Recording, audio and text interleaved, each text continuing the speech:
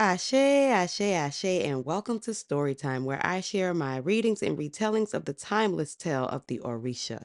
I am Ashley, your Orisha storyteller and guide through the rich mythology and folklore of the Orisha. It is my hope that these stories uplift you when you're feeling down, expand your perspective on the Orisha, and strengthen your Ashe. So sit back, relax, and listen to this story. I don't know why. Out of all the Orisha in the world, somebody could decide they want to play with somebody. Why would you play with Iyansa? Why would you play with the female Orisha who is so fierce that even men tremble when she is near? You see this woman walking around with her rainbow skirt and her two machetes in her hand. Do she look like somebody you would decide to try to think about playing with? However, long ago, in the kingdom of Oyo, there was a goat, and this goat was blessed enough to be able to talk and to be able to speak. And for some reason, he says, "Hi, listen, everyone, I have plenty to say about Oya. She is a very bad woman and has done many bad things. Ha! Oya may fool all of you into thinking she is good, but she does not fool me because she is just wrong. And a lot of the things she does is wrong, and that's why her man Shango just be cheating on her. She is deceiving. She is a seductress. She is an adulteress. She have a bad temper. She angry. I don't even know why y'all like her. She punishes innocent people. And this goat goes on and on and on and on and on. So later on, everywhere Oya went, she was pointed out by the villagers, and she noticed that people were whispering and gossiping and laughing about her and mocking her. And she even, like, she tried not to really pay any attention to any of it, and she tried not to really become aggravated by it. But one day it finally was just too much for her. So she climbed a nearby tree and she went to speak to Arishanla or Obatala. Orisha, a lot of people are talking and laughing and making fun of me. I do not know why they are trying to do this to me. Why do they try? Like, I'm trying not to get aggravated. I'm trying not to let it get to me because I know it's not true.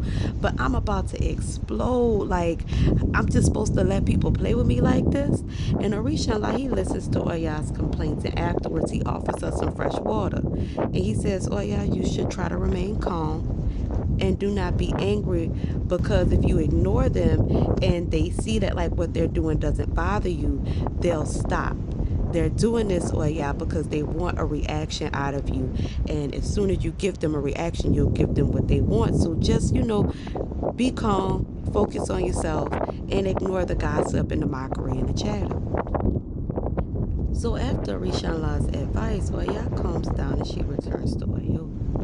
The next time she's walking around town, it all starts up again. So immediately she goes up the hill and she goes to complain to Arisha. Like, she's like, "Ha, they're doing it again. It just makes me so angry. Like, they don't even know who they playing with. Like, why they keep playing with me like this?" Arisha gave her some fresh water and was like, calm down, just stay calm. If you go off, you're going to feed into what everybody's saying. So Oya, she calms down and she returns to Oyo. And then again, days go by. And again, it starts up again. And again, she goes up the hill. Orisha gives her some water, tells her to calm down. She calms down and she's cool. So one day, while Oya was on her way to her house, she couldn't take it anymore. She hadn't done nothing to deserve this.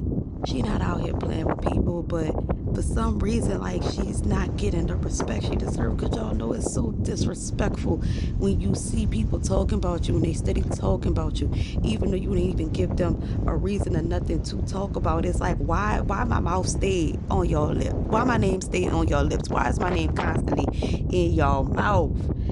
And so when she heard the people gossiping and laughing about her, she turns towards town and blew her ferocious winds.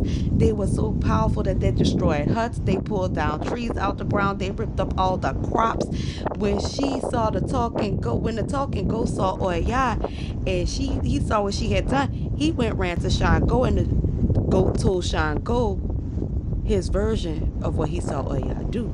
He's like, "Oh, Shanko, don't you see what's happening? Oya is completely mad. She's just going off on these people for no reason. No one offended her in any way. We always treat her with respect. You must do something about this situation." Who knows what Oya is going to do next? And Shango becomes furious. He's aggravated with Oya because he's like, "How dare she do this? This is my kingdom. Like, she just run around here destroying my kingdom." So he ran off and lit the sky up with his lightning, with loud thunder. He made his voice heard. He said, "Oya, I'm going to punish you. You have brought disgrace upon the people of Oyo. The talking goat told me what you have done." And Oya said, "Oh, the talking goat, huh?" But she was mad at Shango because she like, "You my man. You supposed to have my back. How you gonna listen to what anybody say about me, especially a talking freaking goat? If Shango wants a war, he'll have a war. If he want to listen to a talking, gossiping goat, he could go. He could catch these hands just like everybody else about to catch these hands. But you know, or yeah, it's more like y'all could try to catch this wind. You're not gonna catch it. The wind gonna catch you, and you gonna fly across the room. You're gonna be gone, baby." When Oya saw a wagon carrying a huge pile of straw leading away from Oyo, she ran into it and she hid under the straw. When the wagon arrived in Babaluaye's land, Oya came out and she was covered with straw, so the people in the village just thought she was Babaluaye and they let her through. When she was in safely in the kingdom of Babaluaye, she evoked the Eguns and sent the Eguns after Shango back into Oyo.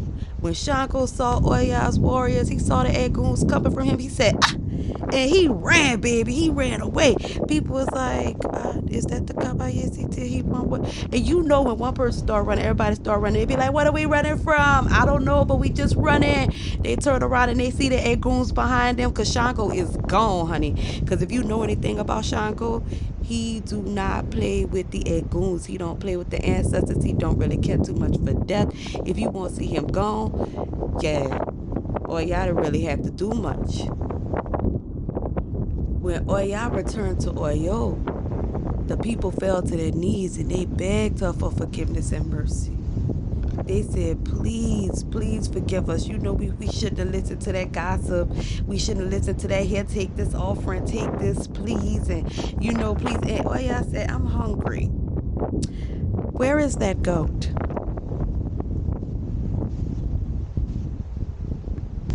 That's why we also, we'll talk at Cool Show. But that's also, this is one of the stories behind why Oya, she eats goat. She don't eat ram. She will not be in the same room when ram is even being eaten by anybody else, i.e. Yamaya or Shango. But that goat, oh, we know she ate that goat.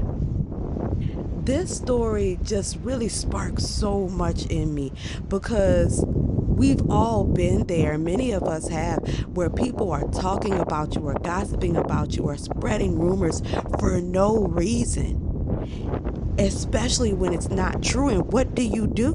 What do you do when people are gossiping about you and besmirching your name and tearing down your reputation for something that you didn't do? Do you stay calm and not react? Do you, you know, like, oh yeah, unleash your wrath upon them? How much can you take?